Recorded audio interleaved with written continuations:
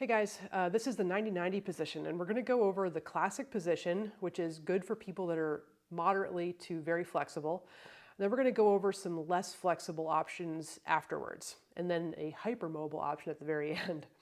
So the first basic 90-90, and that means that you have already decent external rotation, is 90-degree bends here, here, and here. Please make sure that these are bent to 90 degrees as you start off and get used to this position, because if you bend this leg in, it takes rotation out of this hip, which might be okay while you're working on this front leg, but if you're working on the back leg and your knee's too bent, it's not going to have the same effect. Okay, so 90-degree bends, rotating your pelvis straight towards this knee. You're also trying to stay as upright as possible, getting this as close to the floor as you can, and then you're going to lift up and paste forward as far as you can. But again, it's really about that pelvis angle, how the femur meets the pelvis as you pull forward. That is the front leg. For PAILs and rails on this front leg, PAIL stands for progressive angular isometric loading. It means the back side of the joint, or the side that's been stretched open.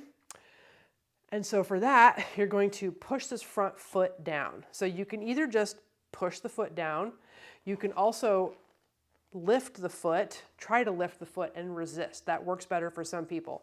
Other folks, you can try to push this knee down and resist by pushing the knee up and the foot down. So those are three options for PAILs. When you first start doing PAILs, you can start with a little bit of a tentative high intensity, but just ramp it up slowly, pay attention to it, see how you feel the next day. But as you get better at these, if you're using PAILs and rails to develop range of motion, you want it to go to max effort to failure. And so that should be, what that means is that you ramp up quickly, push as absolutely hard as you can. Your whole body is tight. You're firing everything. Your back leg is tense. Your stomach is tense. It's all out max effort. And that should be something that you can only maintain that level of pressure for 5 to 10 seconds. Then you relax. If it's not it'll be written in the descriptions when it's programmed, but if it's intended to expand capsule range, we're going to work to failure on it. If it's intended as part of the training workflow, but not the main stimulating effect, or it's just maintenance, we're going to go to really high intensity, but not necessarily to failure. But close. How's that sound? Okay, and then rails stands for regressive angular isometric loading. That's contracting the shortening tissue on the regressive side of the joint. So for that, you're going to try to pull your stomach and your thigh closer to each other while also lifting the foot. Okay? So front leg alternative setups. So we want to test and make sure that you kind of own this range of motion. So if you can't kind of pick up and lift off here, or be out to the side and lift your ankle up, you're too deep in a passive range of motion. So what we can do then is we can go out to the side a little bit and see, do I have a little bit more access here? Can I hold this close? Okay, so then I can kind of be right around in here. Or you might be way out here, and that's totally okay. You can also use this yoga block to kind of figure things out. Like I can lift about that high, so maybe I should be here.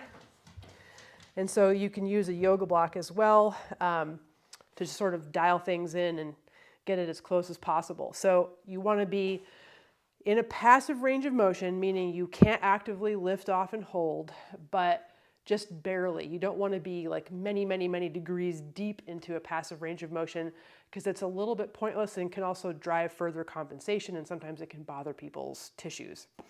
Okay, so that's that alternative setup. One last alternative setup for external rotation, front leg, 90-90, is to be sitting off of a bench. So again, same thing, 90-degree bend in this knee. Maybe do it this way. Nope, it's better this way. You're gonna have to look at my back. Okay, so up and forward on this leg here, and this straight really gets your spine straight over that leg. I really like this option.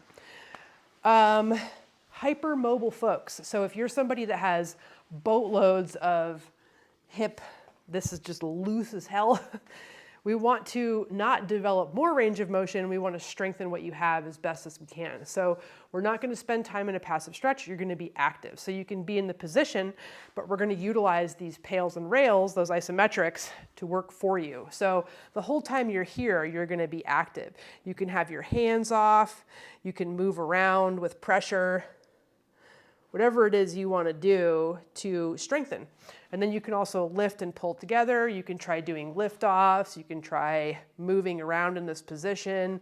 You can also, just keep that pressure down on this foot and roll through, stuff like this. So it's basically just active movement in these positions. You can do some circles. Sky's the limit, basically, but don't just passively stretch, be active. Next thing, now we're going to go to the back leg of the 90-90. So if we're back in the classic position, we are going to rotate towards the back leg with the pelvis. So that basically puts this into internal rotation because it's lifting this up. Does that make sense? Doesn't matter. This is internal rotation. So turning the belly around as much as we can. We don't want to feel a pinch on this side of the hip. If you do feel funky on this side of the hip, try leaning back more and see if that fixes it. Some of us just don't have the hip abduction to be upright in this position yet. So for PAILs here, you're going to push this back foot down like you're trying to unrotate this leg. Not a lot of tricks you can use on this side. So that is, again, max effort, pushing the foot down. And then rails, you're trying to push the knee down and lift the foot up. Like that, okay? I think that's that. Again, same thing, efforts to failure if that's what's prescribed, otherwise something close. The only other thing to mention here is that if you're using these to develop range of motion, you want to do them more than, if it's just in the workout 1 or 2 days throughout the week. Ideally, you're doing the stretching every day or 3 to 4 times a week. The max effort PAILs and rails, you can only do 1 to 2 times a week. You don't want to overdo that because it won't really be effective. But as it's prescribed in the workouts, typically we just try to get in and out within 2 minutes. So you're in the position at around the 1:30-minute mark. You're going to start the contractions, the PAILs, followed by the rails, and just until that 2 minutes is up, you're in the position, and then you change to whatever leg or side or thing you're supposed to do next. However, if you're doing them on your own, you can spend 6 minutes in the position, and you can do kind of an isometric contraction sandwich. You can have a passive stretch on one side, do your isometrics, and then get into a deeper stretch and hold it for even longer on the other side. Stretching is kind of like distance traveled. The more time you spend, the more you get a relaxation of that stretch reflex, and the faster you'll come to that point where you get less stretch reflex and longer stuff. Okay. That is the 90-90, front leg, back leg, alternate positions for everybody. Cool.